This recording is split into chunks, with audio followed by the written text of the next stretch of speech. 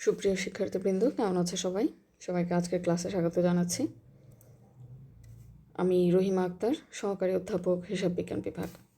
আজকে হিসাব বিজ্ঞান বিভাগের অনার্স চতুর্থ বর্ষের শিক্ষার্থীদের জন্য এটি রিসার্চ ম্যাথোডোলজি ক্লাস। আজকের ক্লাসে যে বিষয়গুলো নিয়ে আলোচনা করব সেগুলো হলো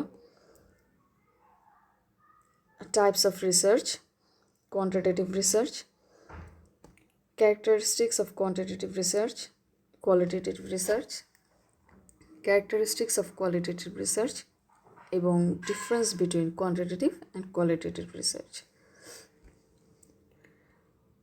প্রথমেই চলে আসি টাইপস অফ রিসার্চে। টাইপস অফ রিসার্চে যদি ব্রডার সেন্স বা জেনারেলি যদি ধরি, তাহলে প্রথমত দুটি ভাগে ভাগ করা যায় রিসার্চকে। একটি হচ্ছে কোয়ান্টিটেটিভ এবং আরেকটি হচ্ছে কোয়ালিটেটিভ।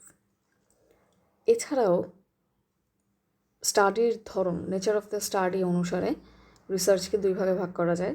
যে রিসার্চটা কেমন হবে সেটার স্টাডির ধরন অনুসারে দুই ভাগে করতে পারি, ডেসক্রিপটিভ রিসার্চ আর analytical research. Purpose of the study মানে এই রিসার্চটা কী জন্য করা হবে, এটির উদ্দেশ্য কী, সেই উদ্দেশ্য অনুসারে দুটি ভাগে ভাগ করা যায়, অ্যাপ্লাইড রিসার্চ এবং ফান্ডামেন্টাল রিসার্চ। এছাড়াও রিসার্চ ডিজাইন অনুসারে দুই ভাগে ভাগ করা যাবে, সেটা হচ্ছে এক্সপ্লোরেটরি এবং কনক্লুসিভ রিসার্চ। আজকের ক্লাসে এই সবগুলো রিসার্চ থেকে ব্রডার সেন্স অনুসারে দুটি বিষয় নিয়ে কথা বলবো। একটি হচ্ছে কোয়ান্টিটেটিভ রিসার্চ আর একটি কোয়ালিটেটিভ রিসার্চ। এই দুই রিসার্চের ক্যারেক্টারিস্টিক্স এবং এদের দুটি রিসার্চের মধ্যে ডিফারেন্স নিয়ে কথা বলবো। মানে on the broader perspective, all research can be classified into two groups. These are quantitative and qualitative. Quantitative research কি? কোয়ান্টিটেটিভ রিসার্চ হচ্ছে যেটি নিউমেরিক ডাটা নিয়ে কাজ করবে এবং ডাটাগুলো স্ট্যাটিস্টিক্যাল ওয়েতে অ্যানালাইসিস করা হবে, সেটাকেই বলবো। Quantitative research refers to the systematic empirical investigation of any phenomena via statistical computational techniques. It is the process of collecting and analyzing numerical data.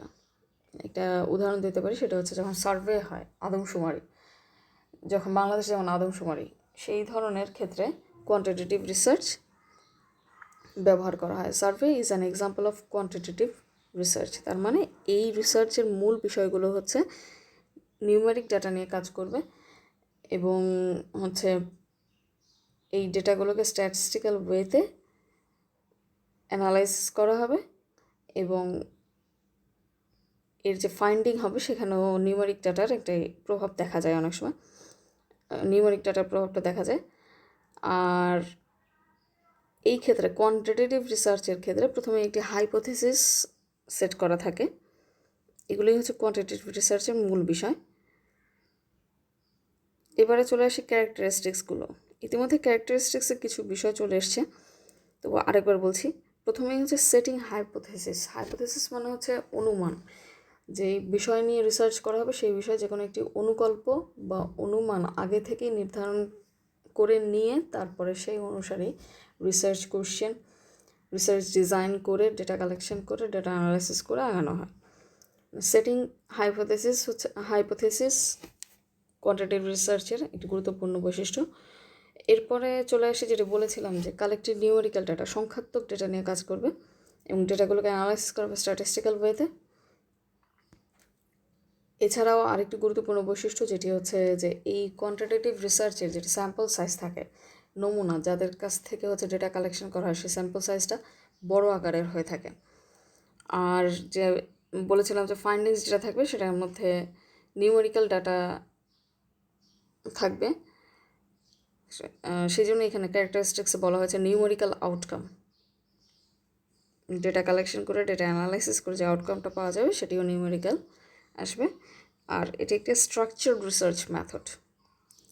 এই স্ট্রাকচার্ড মেথডেই কোয়ান্টিটেটিভ রিসার্চগুলো কন্ডাক্ট করা হয়। এই হচ্ছে ক্যারেক্টারিস্টিক্স অফ কোয়ান্টিটেটিভ রিসার্চ। এবার চলে আসি qualitative রিসার্চে। Quantitative research যেমন hypothesis নির্ধারণ করা হয়, কোয়ালিটেটিভে হাইপোথেসিস আগে থেকে নির্ধারণ করা হয় না সাধারণত। Qualitative research involves collecting and analysing non numeric data such as text, video, audio to understand concepts, opinion and examples. মানে কোনো একটি বিষয় সংক্রান্ত সংখ্যাত্মক ধারণা না কালেকশন করে হচ্ছে ওই বিষয় সম্পর্কে বিভিন্ন টেক্সট, ভিডিও, অডিও, কোনো কনসেপ্ট, কোনো ধারণা নিয়ে যে রিসার্চটা করা হয় সেটাকে বলা হয় কোয়ালিটেটিভ রিসার্চ। এবং কোয়ালিটেটিভ রিসার্চ সাধারণত হয়ে থাকে বিভিন্ন সোশ্যাল সায়েন্সের ক্ষেত্রে, হিউম্যানিটিসের ক্ষেত্রে, এডুকেশনের ক্ষেত্রে কোয়ালিটেটিভ রিসার্চ দেখা যায়। যেমন এখন হচ্ছে যেটি খুব ইম্পর্ট্যান্ট একটি ইস্যু, সেটি হচ্ছে রোহিঙ্গা ইস্যু। যদি কোনো একটি রিসার্চ এভাবে কন্ডাক্ট করা হয় যে রোহিঙ্গা জনগোষ্ঠীর মধ্যে তাদের সন্তানদের পড়াশোনা সংক্রান্ত মনোভাব কী, সেই রিসার্চটি কন্ডাক্ট করতে গেলে, এই সংক্রান্ত রিসার্চ কন্ডাক্ট করতে গেলে কোয়ালিটেটিভ রিসার্চের করা যাবে। এছাড়াও বিভিন্ন অ্যাথলেটিক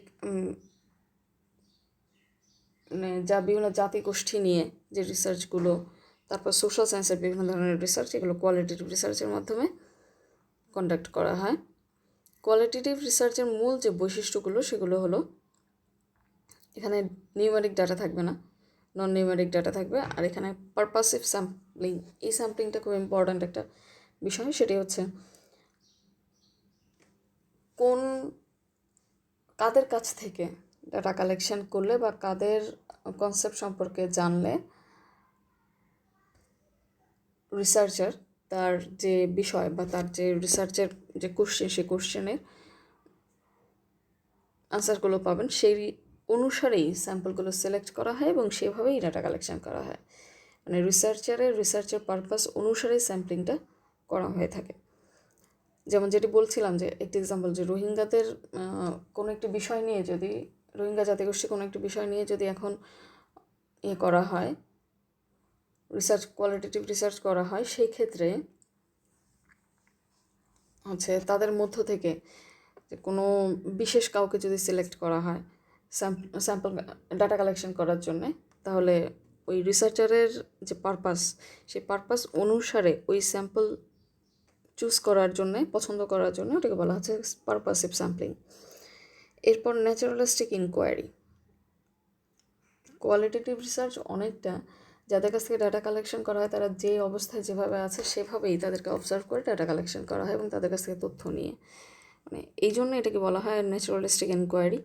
সাবজেক্টিভিটি রিসার্চ, এখানে শুধুমাত্র যে নিউমেরিক ডাটা থেকে নিয়ে করা হয়, ডাটা কালেকশন করে অ্যানালাইসিস করে যে ফলাফল পাওয়া যায় পুরোটা ঠিক তা নয়। এখানে রিসার্চারের সাবজেক্টিভিটিটা থাকে। এছাড়াও এখানে যেই মেথডটি অ্যাপ্লাই করা হয় সেটাকে ইন্ডাকটিভ ডাটা অ্যানালাইসিস বলা হয়। এই হচ্ছে কোয়ালিটেটিভ রিসার্চের মূল বৈশিষ্ট্যগুলো। এবার চলে আসি কোয়ান্টিটেটিভ এবং কোয়ালিটেটিভ এই দুই রিসার্চের পার্থক্যগুলো কী কী। Quantitative research concerned with discovering facts about social phenomena, আর কোয়ালিটেটিভ রিসার্চের ক্ষেত্রে concerned with understanding why people react and how they feel about quantitative situation, scientific situation. মানে কোনো একটা ফেনোমেনা সম্পর্কে নিউমেরিক ডাটা কালেকশন করে কোয়ান্টিটেটিভ রিসার্চ হবে, কিন্তু কোনো একটি অবস্থায় কেন মানুষ কীরকম অনুভব করছে, কি ভাবছে, কি রিয়্যাক্ট করছে, এবং সেই কনসেপ্ট নিয়ে যে রিসার্চটা করা হচ্ছে সেটাকে কোয়ালিটেটিভ বলবো। কোয়ান্টিটেটিভ রিসার্চে যে মেথডটি ডাটা অ্যানালাইসিস ক্ষেত্রে ব্যবহার করা হয় সেটি ডিডাকটিভ মেথড, কোয়ালিটেটিভ রিসার্চের ক্ষেত্রে inductive method. Quantitative research numeric data নিয়ে কাজ করে এবং কোয়ালিটেটিভ রিসার্চ নন নিউমেরিক ডাটা নিয়ে কাজ করে, যেটি ইতিমধ্যে বলেছি ক্যারেক্টারিস্টিক্সে। এছাড়াও কোয়ান্টিটেটিভ রিসার্চের স্যাম্পল সাইজটা বড় আকারের হয়, আর কোয়ালিটেটিভ রিসার্চের মূল যে বিষয়টি সেটি হচ্ছে পারপাসিভ স্যাম্পলিং হয় এবং স্যাম্পল সাইজটাও ছোট হয়। কোয়ান্টিটেটিভ রিসার্চ স্ট্যাটিস্টিক্যাল অ্যানালাইসিসের মাধ্যমে করা হয়, আর কোয়ালিটেটিভ রিসার্চ হচ্ছে ডেসক্রিপটিভ অ্যানালাইসিসের মাধ্যমে। বিভিন্ন ধরনের টেক্সট, অডিও, ভিডিও, এগুলো ডেসক্রিপটিভ অ্যানালাইসিসের মাধ্যমে ডেটা অ্যানালাইসিস করে তারপরে সেটা ইন্টারপ্রেট করা হয়। এই ছিল আজকের ক্লাসের আলোচনা। পরবর্তীতে এই বিষয়গুলো নিয়ে আরও বিস্তারিত আলোচনা করব। আজকের ক্লাসে এই পর্যন্তই। সবাইকে ধন্যবাদ জানিয়ে আজকের ক্লাস এখানেই শেষ করছি। সবাই নিরাপদে থেকো, সুস্থ থেকো, ভালো থেকো।